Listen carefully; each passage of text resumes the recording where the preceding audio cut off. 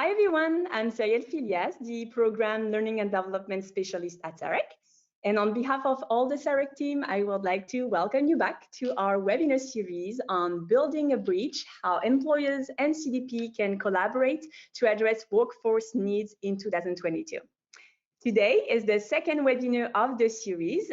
We had such a great first session with our first group of panelists on Tuesday, where we discussed what are employers' main challenges with recruitment, retention, and skills gap in the current market. And we also discussed emerging best practices to address those challenges. So, to build on this great conversation, we are so delighted to have another group of amazing experts with us today with Surana Sandy, Deidre Pickerel, Tim Lang, and Jake Ishalen, who will discuss how to improve awareness of CDP services and what are the actionable next steps to better connect employers and CDPs. And to moderate this important conversation, I'm thrilled to be joined back by Candy Ho, CERIC's Vice Chair and Assistant Professor, Career and Capstone Learning at the University of Fraser Valley. But before starting, I would like to pay my respect to the original people of the territory which we physically sit right now. I'm speaking to you from Toronto, the lands of the Huron-Wendat, Petun, Haudenosaunee, Anishinaabe, and Mississauga Anishinaabe of New Credit. I would like to invite you to consider the indigenous connection, past and present, to the lands where you are learning today. We are so grateful to have the opportunity to sit and to learn together on this land today.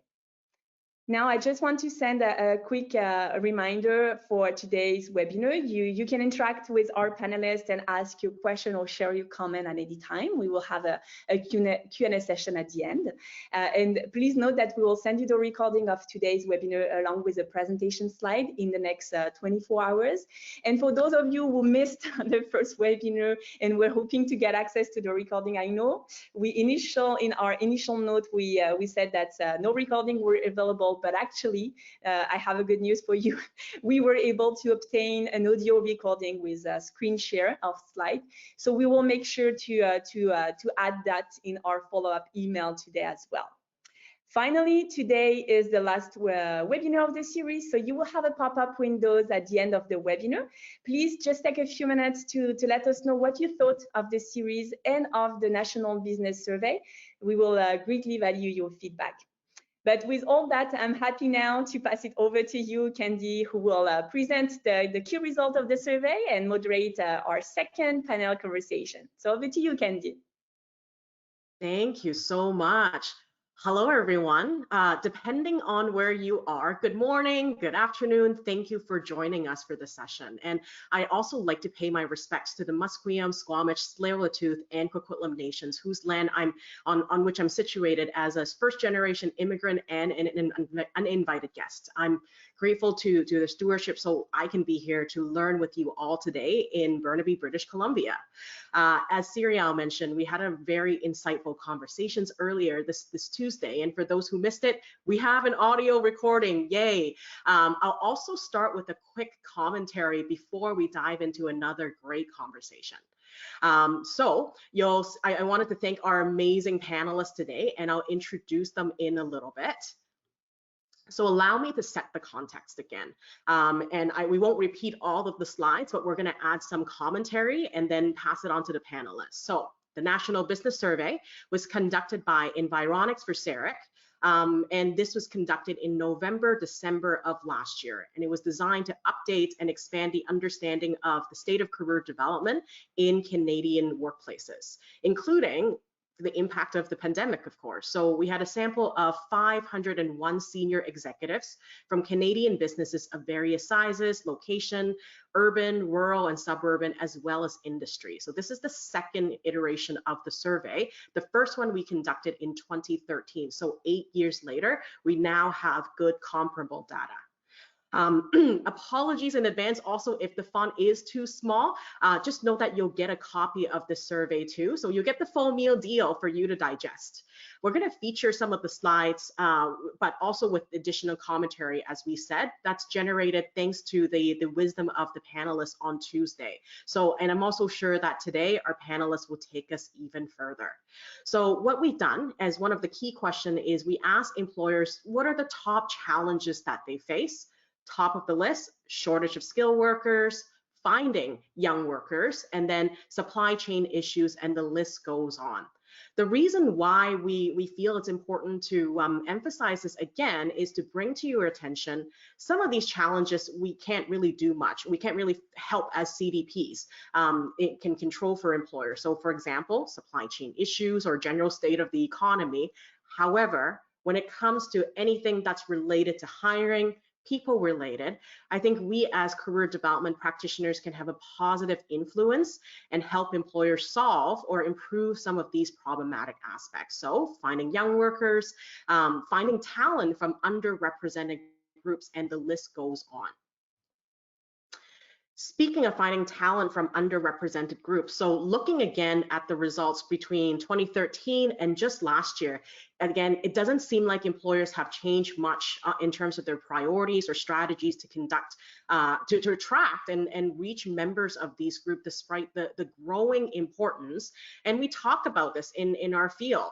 Equity, diversity, and inclusion, or justice, or JEDI, in the past years. So this is a topic when you have registered for this webinar, you've also, an overwhelming number of you also indicated in your registration that you'd like to learn more about. So some of our questions today will definitely be touching on this. Soft skills, we talked a lot about this at our panel on Tuesday. So the survey shows that employers are having a hard time finding people with the soft skills that they need. Whereas the panelists on Tuesday explained it's not necessarily a skills gap, but a skills awareness and articulation gap. So we need to do a better job helping clients identify transferable skills that are relevant to the jobs that they're applying to. Not only that, we also need to instill their confidence in talking about how they can transfer these skills successfully, and also being mindful of the professional context they want to work in.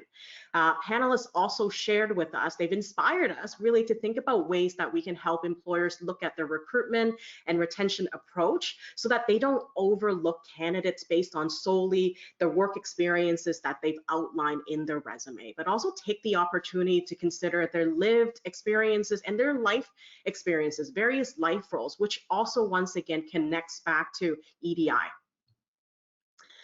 We face a challenge and an opportunity with this next statistic. So while 73% of the survey respondents, so 501 executives, they agree it's the employer's responsibility to provide career management programs, only 27% of the employers they surveyed, they said, yeah, we're actually doing this with our employees. So theoretically, employers know that it rests on their shoulder to provide professional development and opportunities, but most are not doing much. So what can we do to change this? Not only keep employers accountable, but also help them and make this easy and facilitate this task for them by giving them recommendations and how to better engage employees. And that helps with both recruitment and retention. So a mentor likes to say, give them what they want and then give them what they didn't know they need. So I thought that was really appropriate here.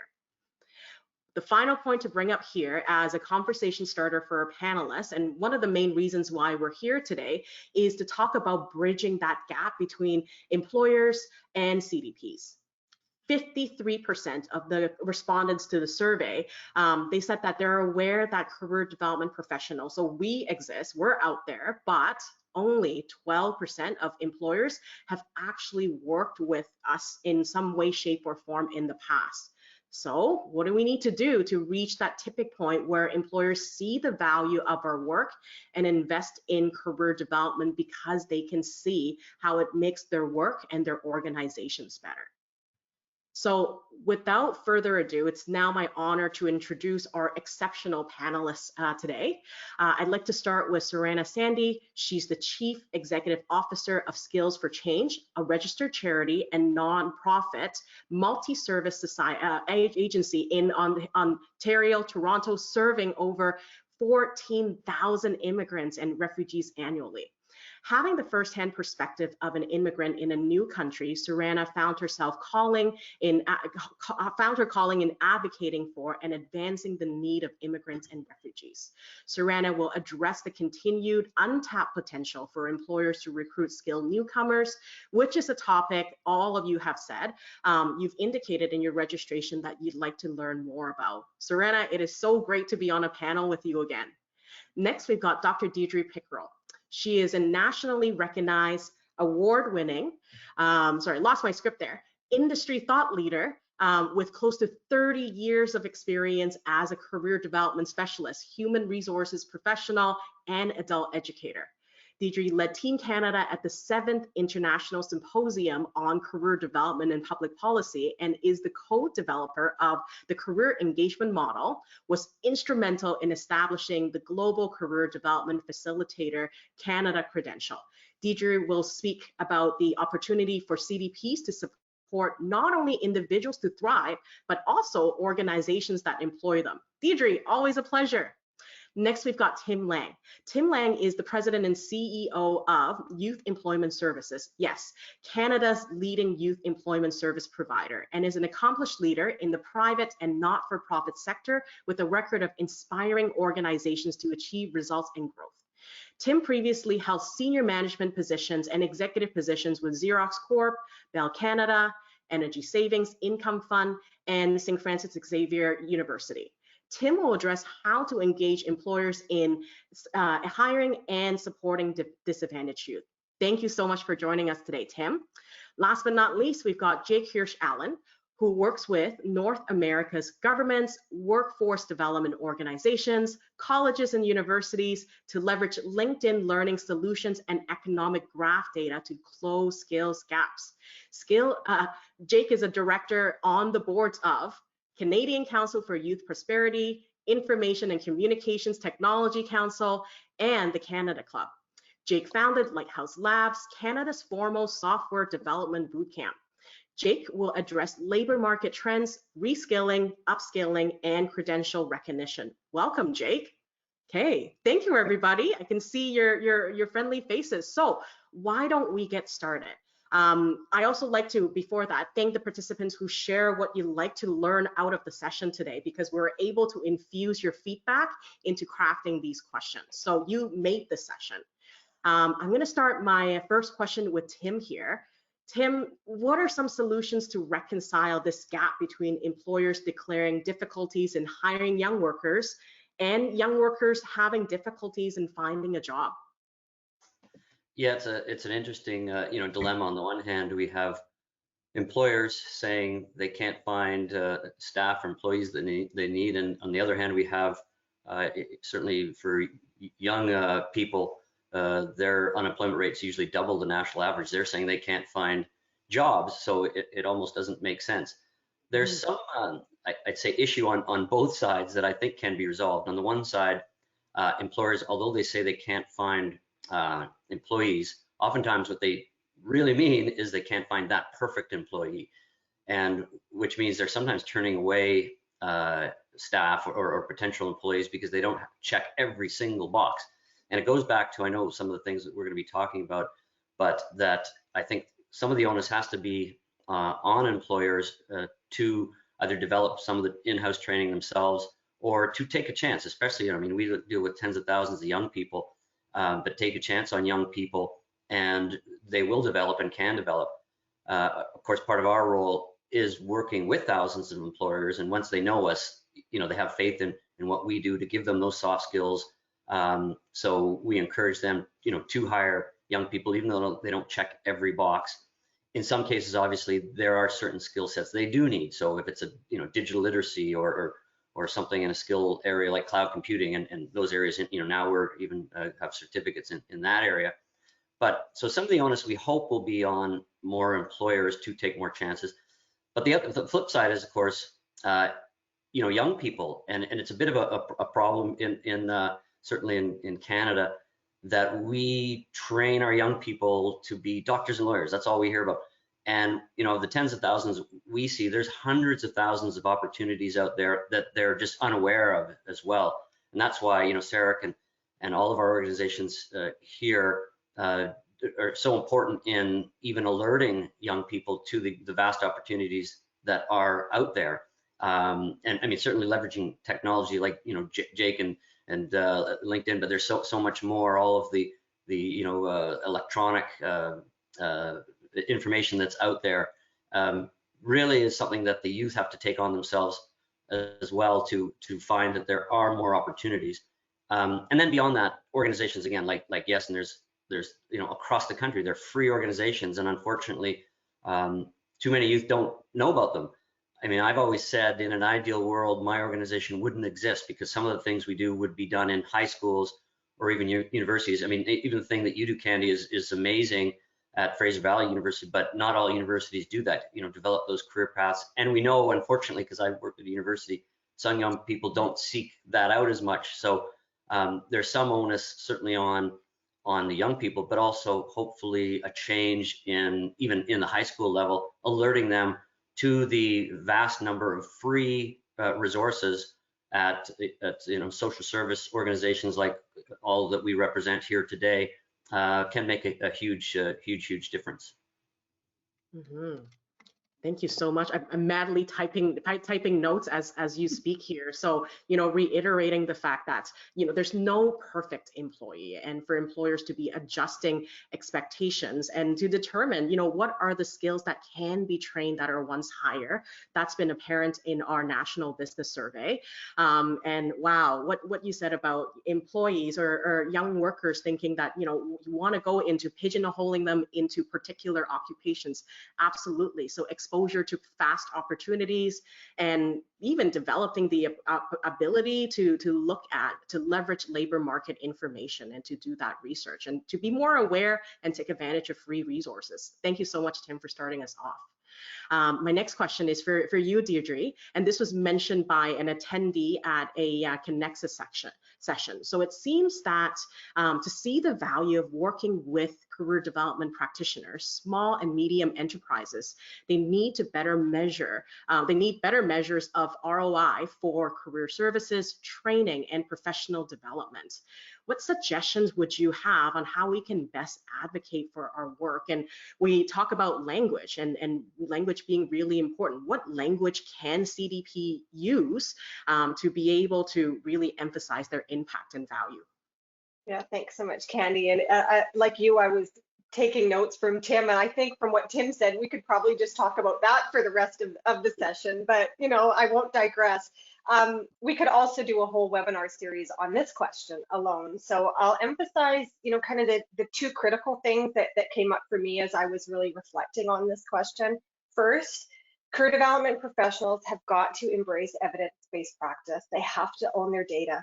That includes looking far beyond what our funders traditionally care about. How many clients have we served? How many clients got jobs? That sort of stuff, which is important for, our contracts, but it doesn't even begin to tell the story of the services that we offer and the progress that clients make. So, and this doesn't matter what part of the broad career employment services sector we work in, we've got to own that data. From there, we must understand as career development professionals how interventions link to a wide range of metrics, and important to this conversation is those metrics have to be critically important to employers. So recruitment, retention, engagement, language that is not really at the heart of the work that career development professionals do, but is so important for employers. So we need to understand, the second thing is that we need to understand how to frame our work and the benefits of supporting employee career management in language employers understand. Again, it really is a language piece. Working with employed populations is a different lens by which to view the work that we do. Notice how I said different lens. The work itself is honestly not markedly different. I've done corporate career development, for a lot of my career. It's the same thing, but the language that we use is different. The metrics that we pay attention to is different.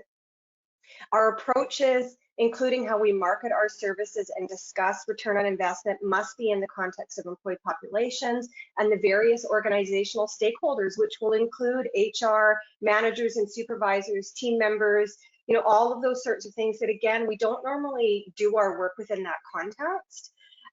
So because the language is different, we can't expect employers to adjust. We have to adjust as career development professionals. Canada's employers, most of which, I think on Tuesday, one of the panelists said 90%, over 90% of Canadian employers are SMEs, small, medium enterprises. So they're dealing with a lot. It's up to us as career development experts to bring solutions, how investment in our services can help employers help their employees navigate this complex labor market. So I think the responsibility really is on our sector to figure out how do we translate the work that we do within the context of employers. And I've said for a long time, it's just language. We just have to understand the language of business and how to fit our story there. Employers aren't going to come to us. Mm-hmm. Thanks, Deirdre. It really resonated back on the Tuesday session where we talked about language and the importance of it. And we've been encouraged by the panelists to say, just go and have a conversation and better understand their pain points so that you can, I guess, craft your evidence and think about the story you want to tell and need to be sharing so they understand the work that we do. And I think, Candy, if I can just add that the part of the challenge is that within career, we're often trained within counseling, you know, faculties of education, and there's this whole faculty of business. There's literature within human resources, organizational behavior, organizational development, and we have to bridge those two silos, but it's not them coming to us, it's us going to them with our, you know, 100+ years of research and literature in career, and bringing that and translating that within this new context. Yeah, for sure. And I'm so glad you mentioned, you know, our training and background in counseling. You know, we practice our listening skills and we hone it. So transferring that between listening to clients to listening to employers, that's a transferable skills for us to exercise right there. Absolutely. Thanks. Sarana, I've got the next question for you. So the report reveals that there's been a modest increase in the proportion of executives putting effort into customizing their recruitment approaches to attract and reach members of underrepresented groups. We're curious to know, to what extent are you noticing this as a leader of an employment organization that supports 14,000 individuals from equity deserving groups? If you can provide further insights. Thank you for the question, Candy, and thank you for having me here today. Very happy to be on this panel with everyone.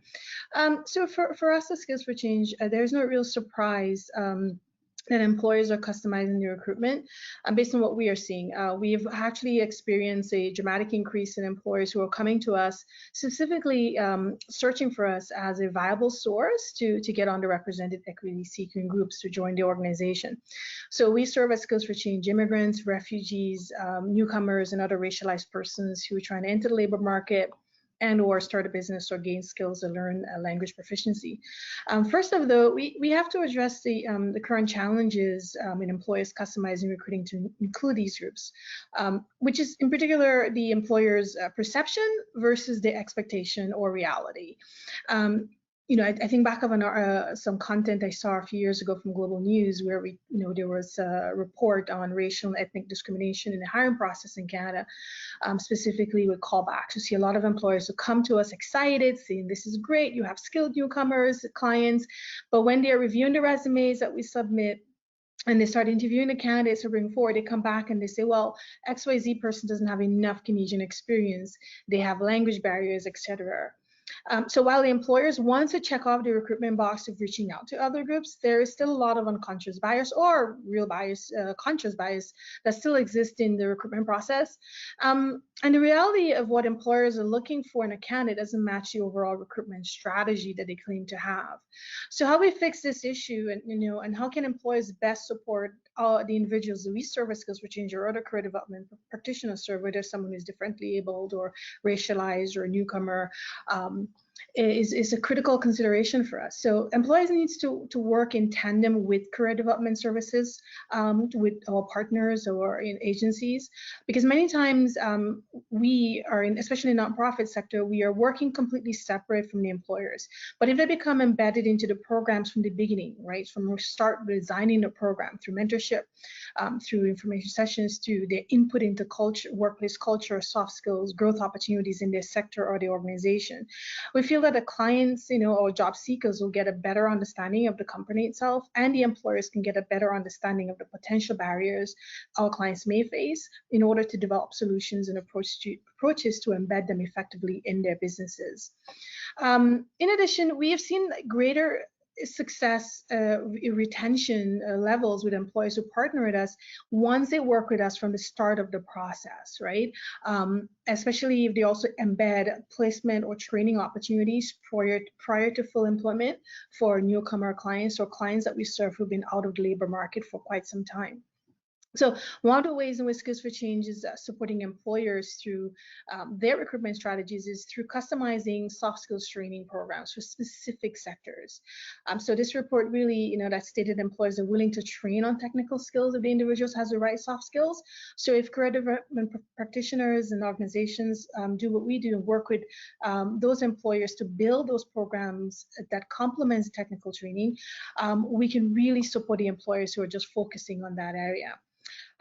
So our employee engagement team, we work one-on-one in employer partners to understand their recruiting needs. So one of the things that we ask employers to identify is what are the must-haves and what is the trainable. And the more we know about the must-haves, the more we can target our career counseling and job preparation strategies for our clients so that they can respond to those.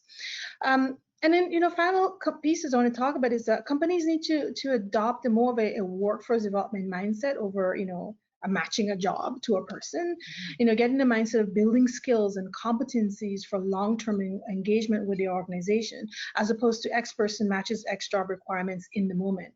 Because I think with all that change, during the pandemic, the change in the definition and requirements of what a collaborative workforce development is critical to a company, it requires a two-pronged approach, right? The first aspect it involves equipping the job seeker with the skills development training and creating meaningful employment opportunities for them so that they could not only prepare themselves to get a job, but also perform it well and, eventually get retrained and have career progression.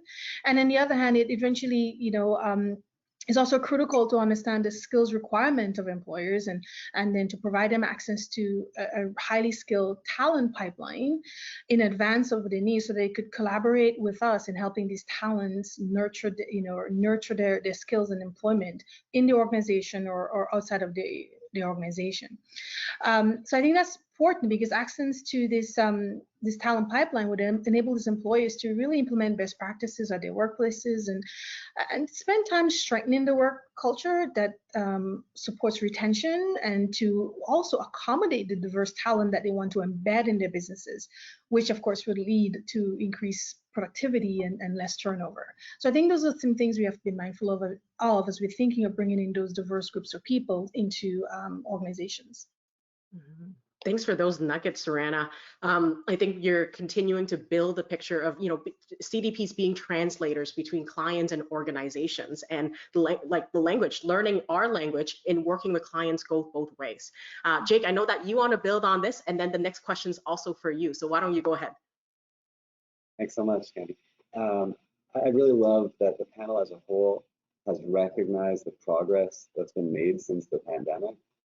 And that's rare, in my opinion, in almost any industry, but particularly perhaps in an industry like career development, where we're dealing with individuals who are often facing pretty significant to hear the degree of optimism that is being expressed by each of my co-panelists. So I just wanted to dwell for a second on the fact that we're really talking about a silver lining from the pandemic.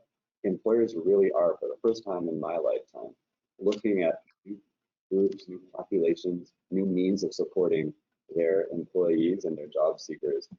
And the result is good for career development, good for workforce development in Canada and around the world. And each of our speakers as of yet has highlighted different benefits, different progress that's been made in this field. So, from Deirdre's standards being more widely adopted, from Tim talking about how much better folks are getting at communicating skills and communicating the opportunities that are available, And to the key point from Sorana, that folks are looking to her organization, employers are looking to her organization to hire in a way that I think she said they probably weren't before the pandemic. And so I think we have to seize this moment and grow from it, sort of take advantage of the progress that's been made and ensure that we don't backslide. Thanks, Jake. Okay, so next question is for you. There's an ongoing debate about soft skills, durable skills, human-centered skills, all these terminology, right? We're talking about language today. Whatever we choose to name them, their growing importance cannot be denied. And our survey, and supported by other results as well, clearly indicate this. Employers are more willing than ever to hire candidates with soft skills and provide training to them, as we've all just mentioned, instead of looking for those technical skills, for the perfect candidate, if you will. What do you think about this in the shift in the mentality of employers, and what can candidates do to improve their soft skills, based on your perspective? It's a great question, and in some ways it's a statement and a question that I completely agree with.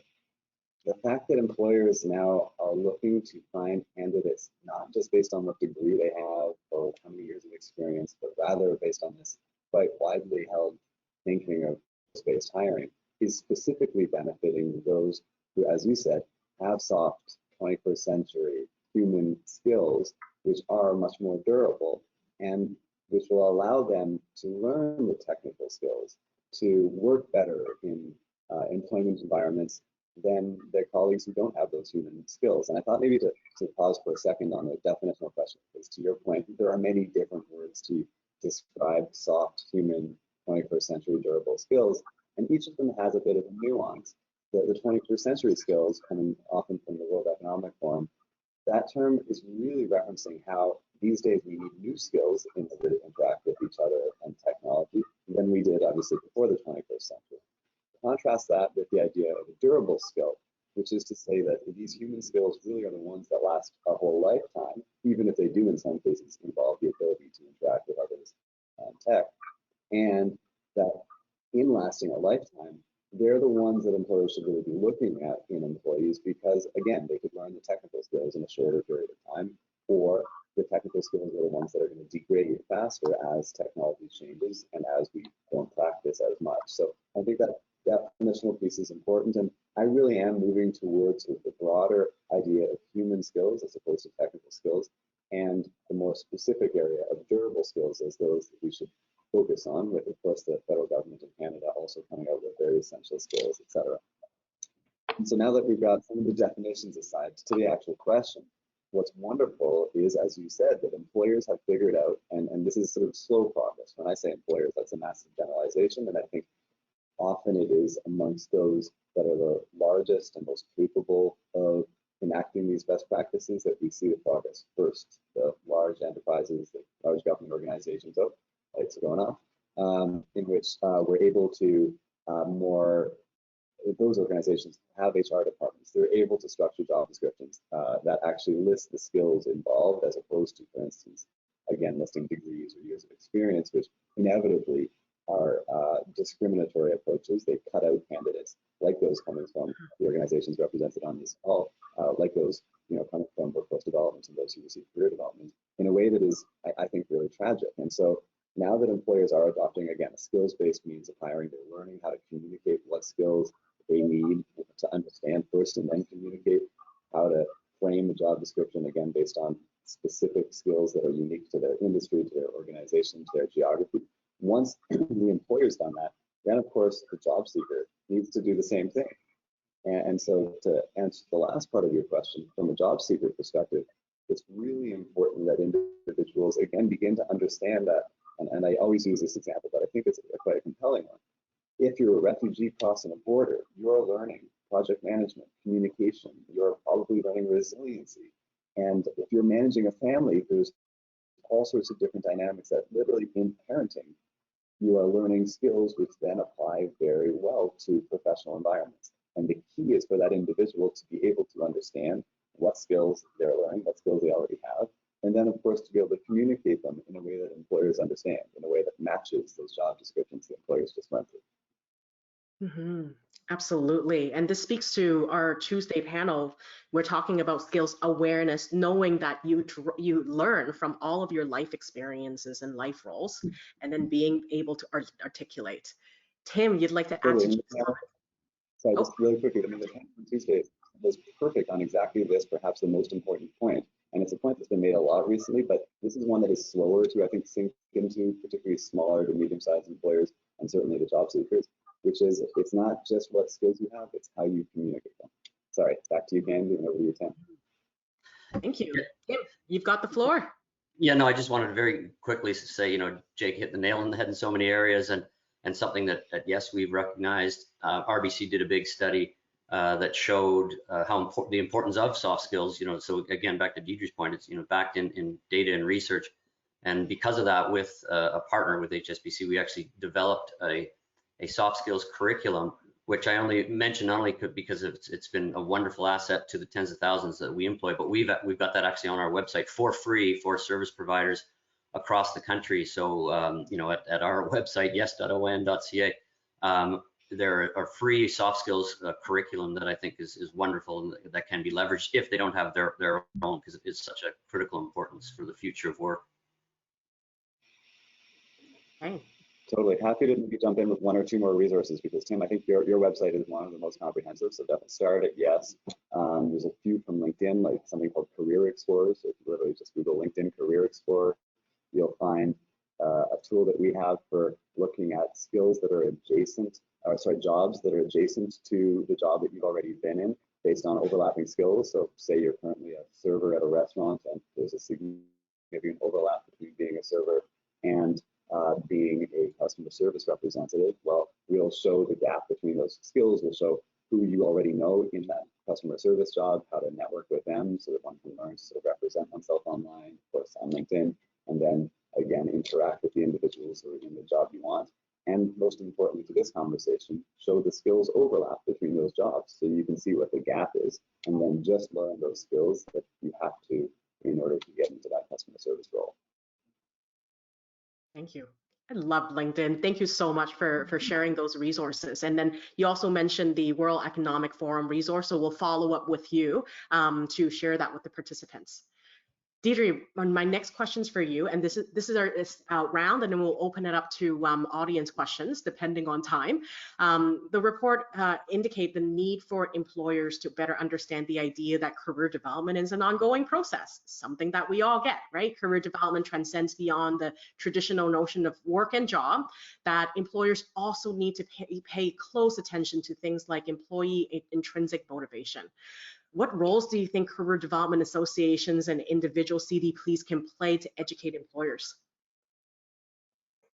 I think the opportunity is endless, but as I mentioned previously, I think I'm going to say this constantly. I've been saying it constantly. Understanding the language of business and being clear on how our practice influences metrics important to employers it's just critical.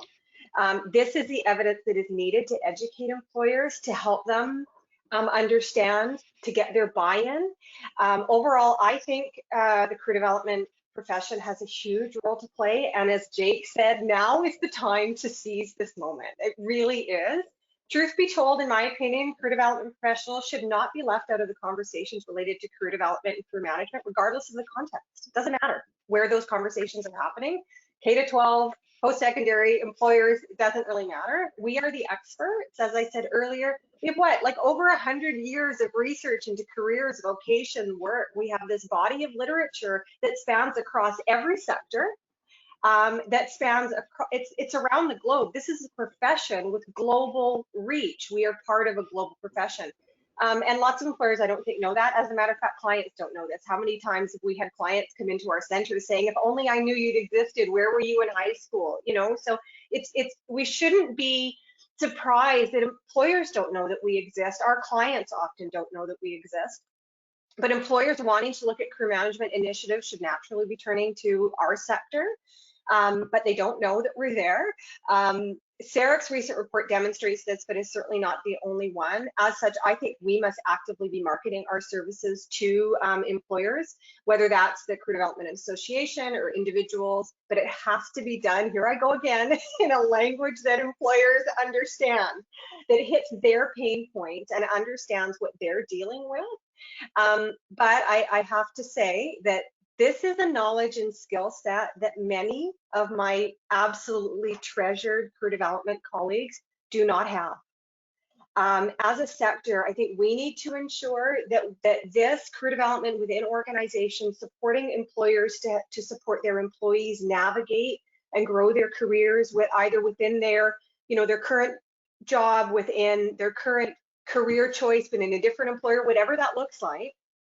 That has to be viewed as a viable career path for career professionals, and which means access to professional development, to coaching, to mentorship, whatever it might look like, to build this expertise across the sector.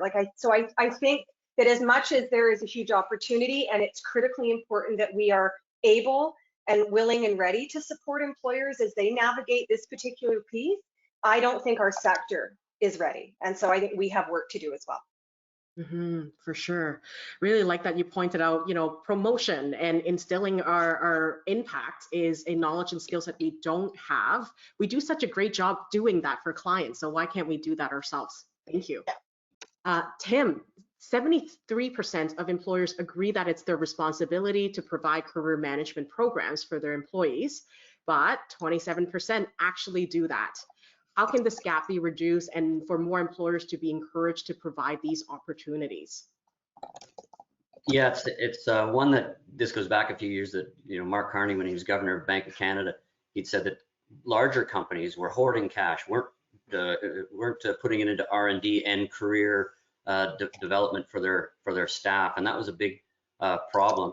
Obviously, it's a bit different when you get to the small and medium-sized enterprises who are, sometimes cash-strapped.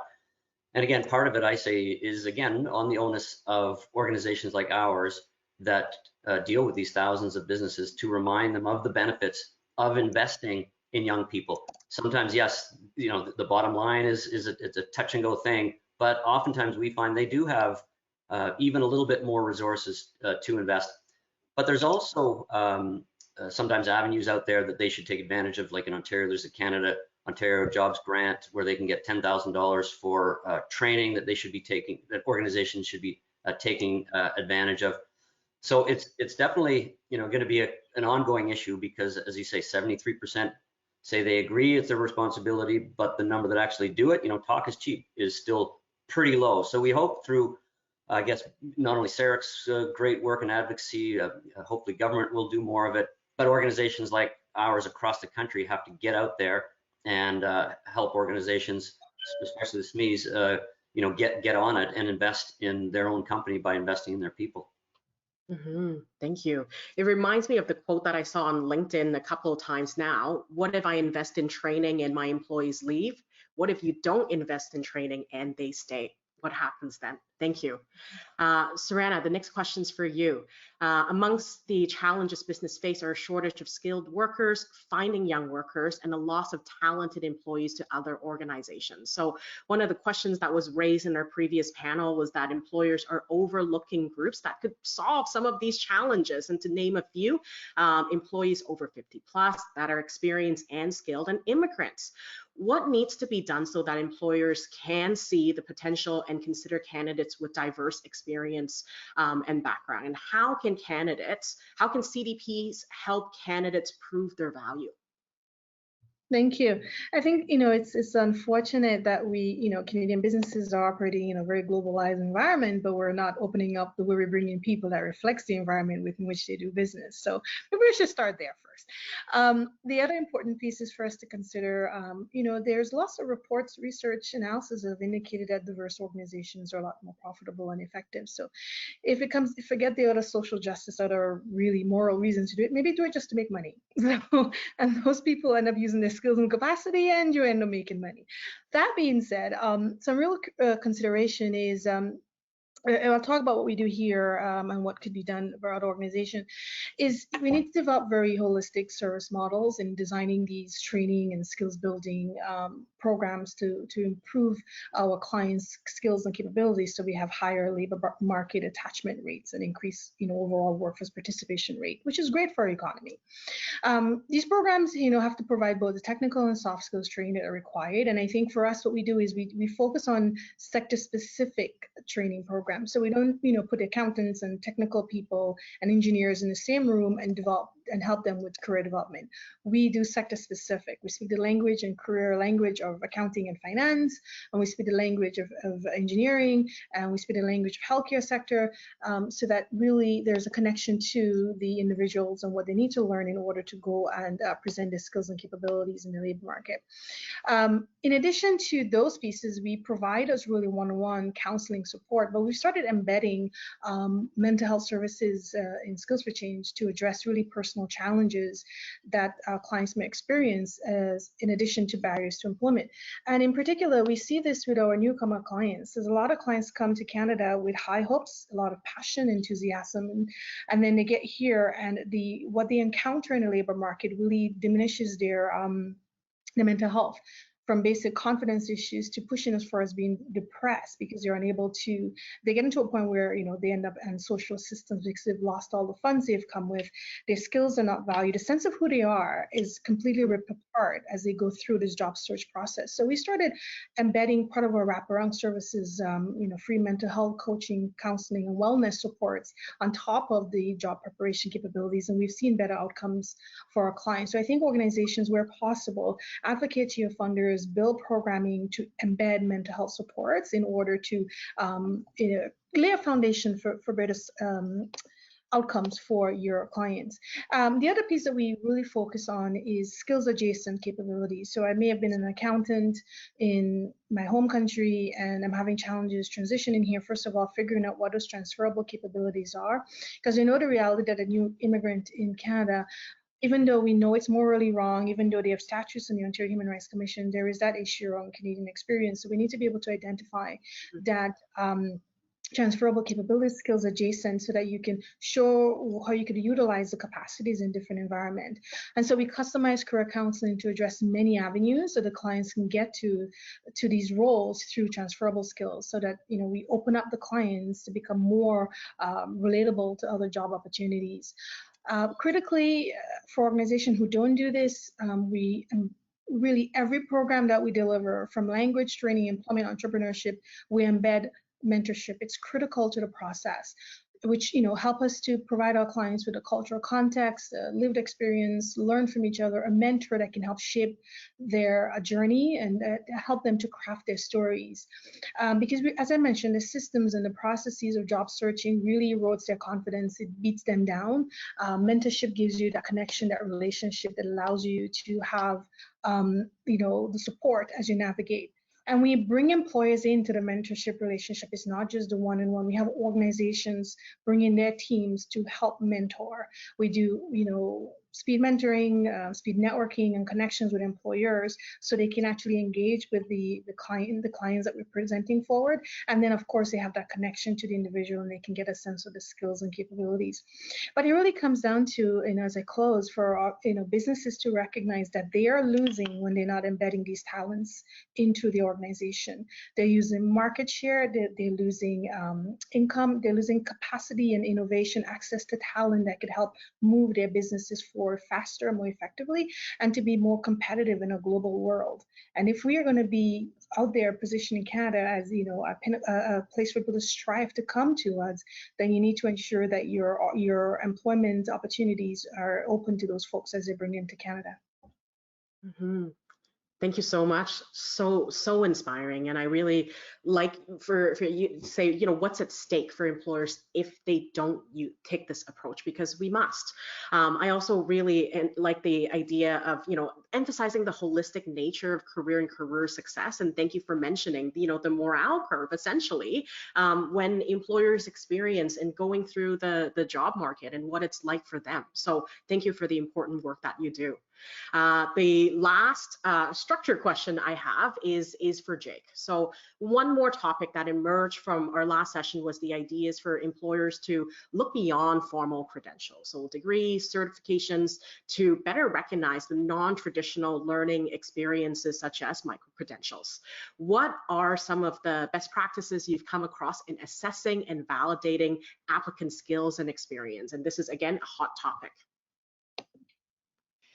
It is a super hot topic, and in fact, I did an entire series with CERIC on micro-credentials, which I think is probably worth at least quickly referencing if micro-credentials are of interest to you as an employer, or if, as I hope most employers are doing, you're beginning to look beyond degrees, you're beginning to look beyond certifications from just community colleges or polytechnics into a broader range of ways for individuals to represent what skills they have. And that's really the crux of this question. In terms of looking at microcreds, if you're an employer and you're trying to figure out, what does this credential mean relative to a degree or relative to a certificate that comes from an industry recognized provider? In many cases, the key is to actually get down to what skills are embedded within that microcredential. And it's on the responsibility very much of the trainer, whether it's post-secondary or another institution, to include in the information associated with a micro-credential. So for instance, if it's an open badge that has rich skills descriptors as described by the Open Skills Network embedded within it, then literally technologically, you'll have which skills the individual learned over the course of their training embedded in that digital representation of the micro-credential. And the key for the employer will then be to sort of unpack that from a career development perspective to make this a little simpler and less technological, perhaps a little more human. The key is to ensure that the employer is able to see when the candidate comes with, for instance, a list of micro-credentials, what each of those micro-credentials means in terms of the skills that the individual has that are relevant, of course, to that employer. And I think there's two lessons that are important from that statement. The first is one of recognition. As the training process is going forward, as we've said many times on this call, both the trainer and the learner have to be recognizing what skills they're gaining and then reporting them somewhere, like in an open badge. And then the second part is, of course, on the part of the employer. Either they're getting a microcred that lists these skills, or they have to do what in higher ed and workforce development is perhaps amongst the most challenging tasks, which is to assess those skills. And so in some cases, the employer is actually going to have to do the assessment themselves. But ideally, that's actually the role of a career developer beforehand. That's actually the role of a trainer or even a post-secondary institution. And one of the interesting things here is when you unbundle colleges and universities, one of the key things that you retain in terms of value right now is their ability to assess and credential. And so hopefully whoever's doing the training can do that well enough that, again, when the employer receives micro-credentials, they understand what skills the individual is coming with. Mm-hmm. Thank you. Thank you to the audience who submitted their questions. There are a lot of questions, so if we don't get through them, and we won't, please feel free to contact our wonderful panelists to have a further conversation. So I've got the first one for Tim. This person said, I'm surprised to hear that employers are looking for youth. As an employment counselor working with youth, I have found it difficult to find employers willing to work with youth with multiple barriers. How should we be pitching our youth to employers? Yeah, it's a great question. And obviously of the, tens of thousands that we deal with each year, probably, 70% are considered at-risk youth or have multiple barriers. We have a whole, as Sarana said, it's the importance of dealing with mental health. We have a whole mental health division. And so it's so critical that the agency itself does a good job advocating. So we have not only advocated to large corporations from banks, but also to small and medium-sized enterprises for people, again, with mental health. I'll use that as the example, to try to get rid of that stigma. Again, just even going back to Deidre's, use facts and research. It helps go a long way. And there's research that shows that people with mental health issues may need some accommodation, but the facts show that they end up being sometimes the longest, most loyal term employees. Now, at the end of the day, these are businesses. you've got to be productive. Obviously, you can only hire someone if they're doing the job, right? So yeah, that's one issue. But that aside, if there are sometimes minor accommodations, it can make a world of difference to that company, and obviously to the millions of lives that we change. And the quick analogy that I use, you go back, now I don't know, 20 years or 25 years, there was a big push to accommodate physical disabilities with things like wheelchair ramps or change in bathrooms. Now we don't even notice it, yet it's made a huge difference to millions of people with physical disabilities. Well, the next step has to be that same accommodation to mental health. And it's easy to do, and companies have reaped the benefits of it. Sometimes, again, it's a slight accommodation in shift or time or a break, whatever it may be. But again, it comes back to the agency that has to advocate for them. So it's a good question, because it's not easy. It's in a way, it's a sales pitch. You've got to convince them, but use the data, use the analysis, and I think you'll go a long way, as we've had great success. Thank you. The next question is for Deidre. A couple of folks asked about this. You spoke about evidence-based data so passionately. Thank you for that. Where do you suggest we start? Is there a current database, white paper? What would you recommend for folks that are interested in this but don't know where to start? Well, I thank you for using the term passion, Candy, because you probably could have used a different word. But I think that we're already collecting data as career practitioners. So I think that we need to, whether as an individual or as an agency, there are robust employability tools out there. Some of us are using them. Prime is an example where we're looking across all of these employability dimensions and getting kind of the real nuggets. But you don't have to, you don't have to go that route. You can actually start with your own practice, looking at and sharing and reflecting on the impact that you've had with clients, adjust your practice based on what you've learned, educating each other as a career development community, whether it's associations or agencies coming together. But one of the things that I tend to recommend is really consistent tracking with colleagues. So think about, the influence that we have, the progress that we made, not the outcomes necessarily that our funders are looking for, and decide what you're going to track. So we're going to track, some element of progress, and then have everybody track it. You could use an Excel sheet, you could use a Microsoft form. It doesn't have to be, research doesn't have to be this big random control trial, right? Like it doesn't have to be that way. It really can be like a Post-it note with a ticky.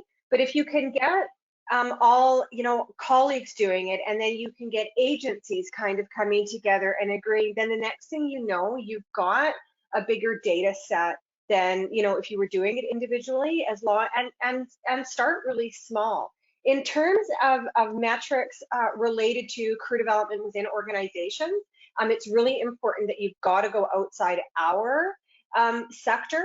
And so you have to leave, your counseling literature, your career development literature, and you've got to go over into the organizational development, the human resource development literature, and you have to pick away because it's not terms that they tend to use, but there's links between really clear metrics linking investment in career development and productivity and increases in employee engagement. That literature has existed for at least 15 years, and so, but it's in a different, I want to say area of the library because I'm that old, right? Like, so we just have to figure out where that data is. But so I hope that answers the question. And if not, absolutely reach out to me. I'm happy to have this conversation. And I'll do a plug for CERIC because we have a 3-part series on gathering evidence with Lauline Bergdahl.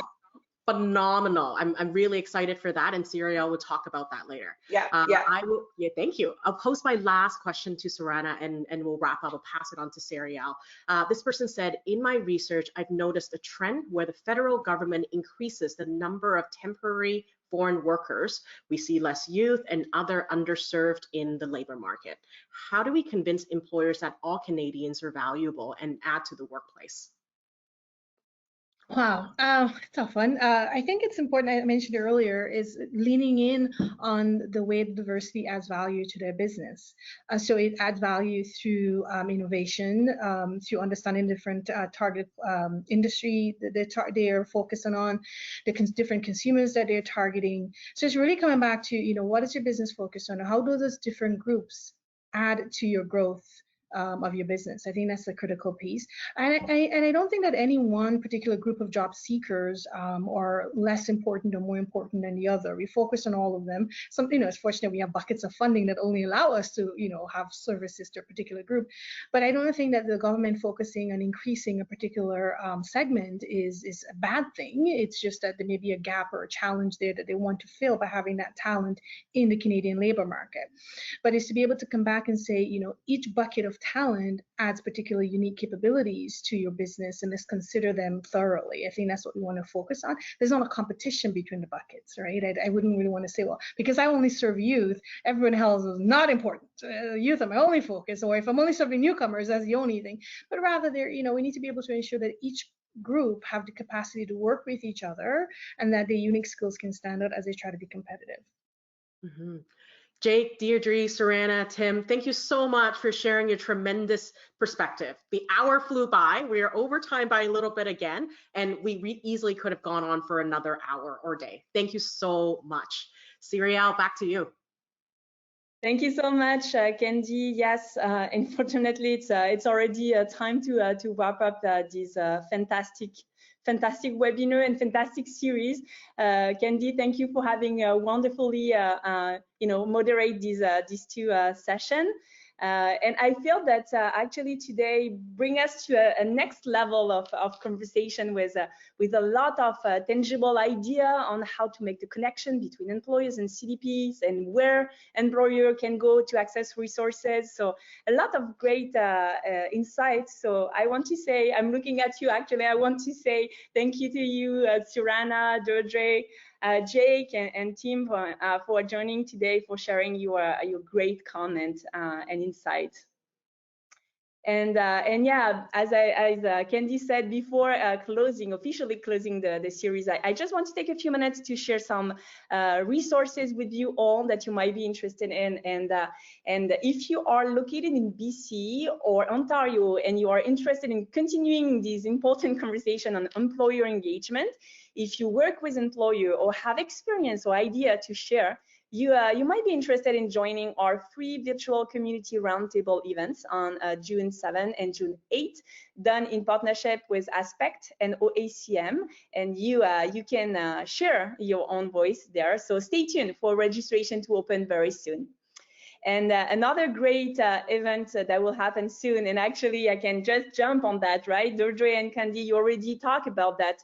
It's really echo with what you guys said, and the fact that career development professionals are already doing research, but they might not even realize that, right?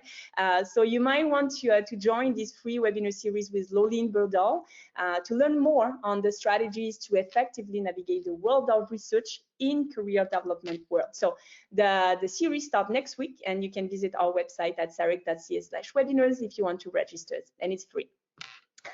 Finally, two important deadlines that I would like to share with you is and way you can actually contribute to the field is first with our content and learning survey that we just launched yesterday.